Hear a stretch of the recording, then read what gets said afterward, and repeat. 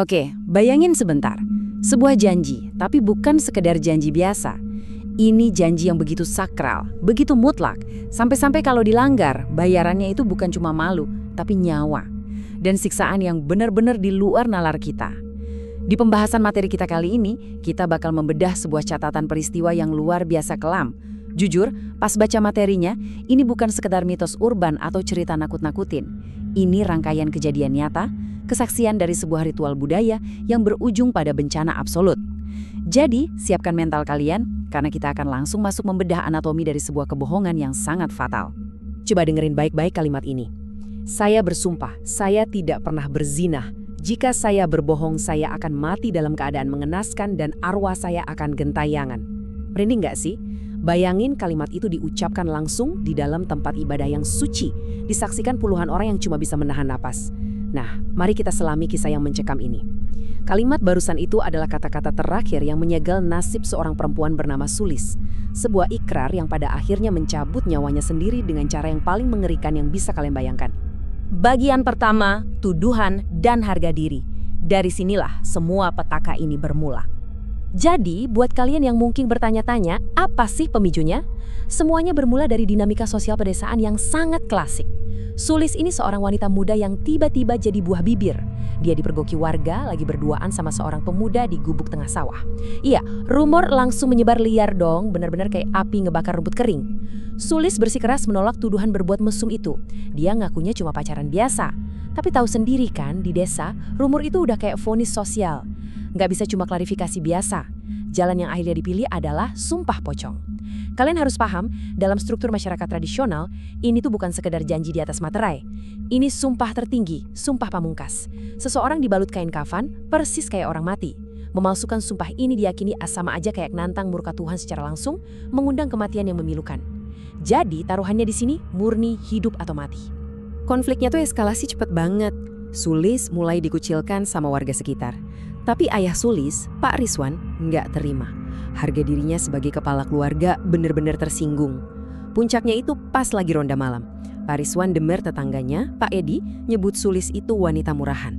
Adu mulut dong, sampai berujung baku hantam yang beringas banget. Nah, malam itu juga, karena didorong amarah dan harga diri yang udah keburu hancur, Pak Rizwan ini maksa Sulis ngambil jalan paling ekstrim. Dia nyuruh Sulis lakuin sumpah pocong buat ngebungkem mulut warga.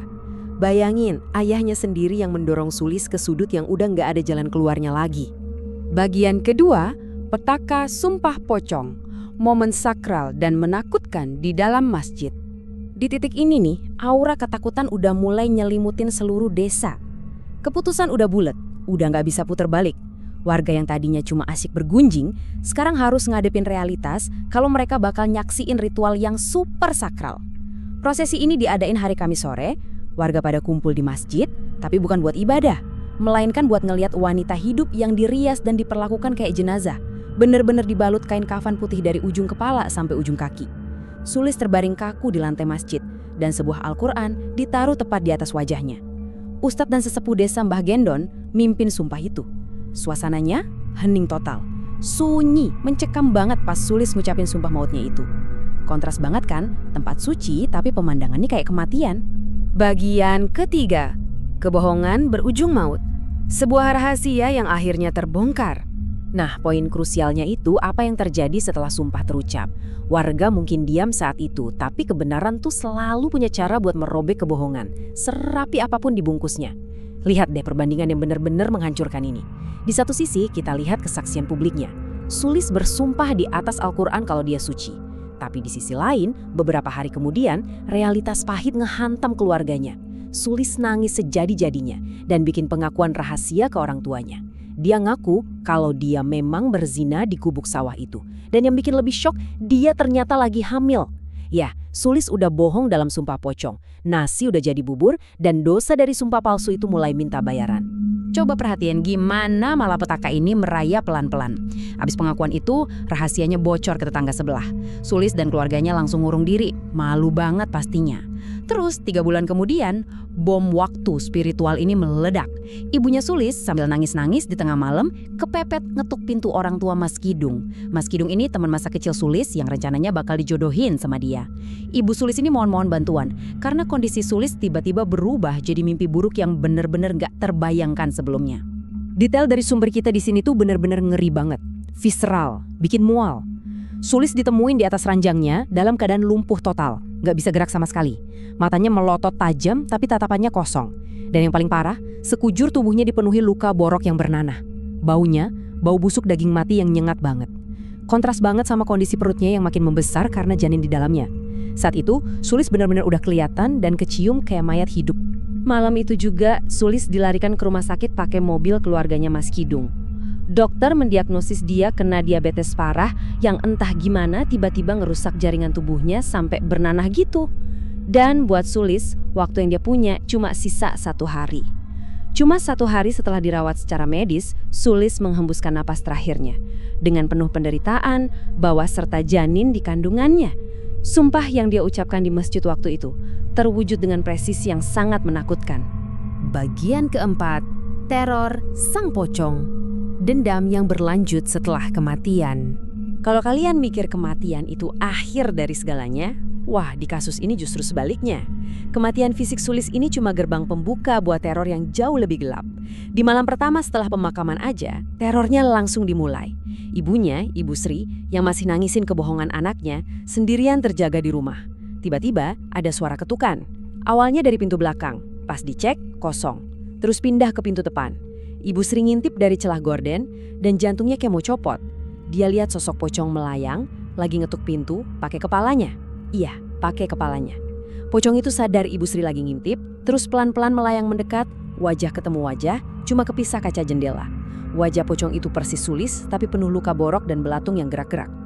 Dan dari balik kaca itu, dengerin deh kata-katanya. Sosok itu bersuara dengan nada yang benar-benar nyayat hati, tapi bikin merinding parah. "Ibu, aku pengen pulang, Bu. Aku gak punya teman di kuburan. Tolong bukain pintu, Bu." Astaga. Itu kata-kata putus asa dari arwah yang tersiksa gara-gara ngelanggar janjinya sendiri ke Tuhan. Gak heran, Ibu Sri langsung pingsan detik itu juga. Tapi terornya gak cuma berhenti di penampakan. Suatu malam, sosok ini berani masuk ke dalam rumah. Duduk di atas lemari, terus akhirnya berbaring di sebelah Ibu Sri di atas kasur. Dan pas sosok itu ngilang, ketahuan dong kalau itu bukan cuma mimpi buruk atau halusinasi. Di atas spray Ibu Sri, ada gumpalan tanah kuburan warna coklat yang masih basah, bau mayat membusuknya langsung menuhin satu ruangan. Ini jejak fisik langsung dari dunia kematian yang ditinggalin gitu aja. Bagian kelima, ritual pemanggilan arwah. Momen konfrontasi dengan arwah Sulis. Kebayangkan gimana putus asanya orang tua Sulis? Mereka udah nggak bisa pakai akal sehat lagi. Akhirnya mereka balik minta tolong ke Mbah Gendon. Kesepakatannya arwah ini harus dikonfrontasi langsung, biar ketahuan apa yang nahan dia dan gimana cara ngusirnya. Ritual mediasi ini nggak main-main. Mbah Gendon pakai putri kandungnya sendiri, Narti, sebagai mediumnya. Pagi harinya, warga dan Mas Kidung pada ngumpul. Narti dibaringkan di ruang tengah, dipakaikan kain kafan, diubah jadi pocong hidup. Terus persiapan supranaturalnya ditata di atas tampa. Ada bunga-bunga, daun bidara, telur ayam kampung, dan kemenyan yang asapnya makin tebal, bikin udara di ruangan itu jadi super tegang dan pekat. Pas Mbah Gendon mulai merapal mantra pakai bahasa Jawa Kawi kuno, wah auranya berubah drastis. Mas Kidung yang ada di situ ngeliat langsung, bener-bener ada bayangan pocong muncul dan rebahan tepat di sebelah Narti. Energinya berat banget sampai-sampai Mas Kidung lari keluar karena mualnya udah gak ketahan lagi. Arwah Sulis beneran udah masuk ke ruangan itu. Ritualnya langsung berubah jadi kacau balau.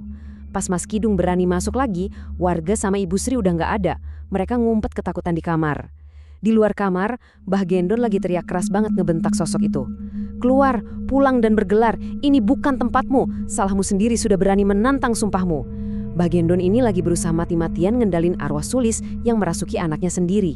Tapi ternyata arwahnya terlalu kuat dan penuh amarah.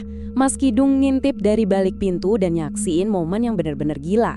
Narti yang tadi dibalut kafan sekarang berdiri kaku, posisinya melayang dan natap tajam ayahnya sendiri. Mbah Gendong yang notabene sesepuh ahli aja sampai lari ketakutan nyusul warga ke kamar, terus ngunci pintu rapat-rapat. Dan dari luar, Narti ngantemin pintu pakai kepalanya berkali-kali. Pas pintunya agak kebuka dikit, kelihatan wajah Narti tuh udah merah padam, uratnya nonjol, matanya melotot dan dia muntah darah. Sebelum akhirnya jatuh pingsan karena fisiknya udah gak kuat nampung arwah itu. Malam itu juga gak gendong angkat tangan. Dia bilang Sulis sudah menyalahi takdir Tuhan terlalu jauh. Bagian ke-6, ruatan dan sisa teror. Usaha terakhir untuk membersihkan dosa. Setelah kekacauan luar biasa itu, yang tersisa cuma keheningan yang bikin nyesek. Desa itu sadar kalau mereka lagi ngadepin dosa yang gak mempan cuma diusir pakai mantra. Keluarga Sulis akhirnya harus ngambil jalan taubat secara kultural, yaitu ruatan. Beberapa hari kemudian acara ini digelar.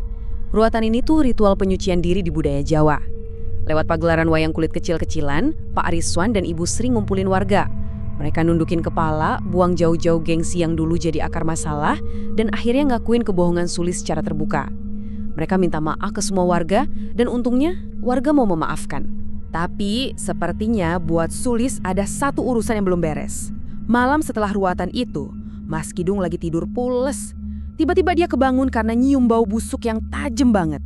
Pas dia buka mata, posisinya lagi miring kan, dan gila banget, wajah pocong Sulis dengan semua luka boroknya itu ada beberapa sentimeter doang di depan wajah Mas Kidung. Cuma natap diam. Mas Kidung panik setengah mati. Dia coba baca ayat kursi, tapi pocong itu malah niruin bacaannya. Mas Kidung langsung lari terberit-berit ke kamar orang tuanya. Waktu dicek balik ke kamarnya, pocongnya udah hilang. Tapi ada tanah kuburan basah yang lagi-lagi ditinggalin di atas kasurnya.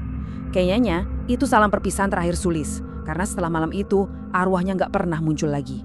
Kisah yang super kelam ini ninggalin kita dengan satu perenungan yang sangat mendalam. Sumpah Pocong Sulis ini bukan sekedar cerita horor pengantar tidur ya. Ini dokumentasi nyata soal berbahayanya gengsi, kebohongan yang bawa-bawa nama Tuhan, dan konsekuensi mengerikan kalau janji sakral itu sampai dilanggar. Melihat semua penderitaan fisik sampai teror arwahnya tadi, pertanyaannya sekarang, apakah dosa dari sumpah palsu yang menciderai hal paling suci itu benar-benar bisa bersih cuma dengan ritual dan kata maaf? Atau dosa itu bakal terus jadi bayang-bayang abadi buat mereka yang terlibat? Coba kalian renungkan itu baik-baik. Sampai jumpa di penelusuran materi kita berikutnya.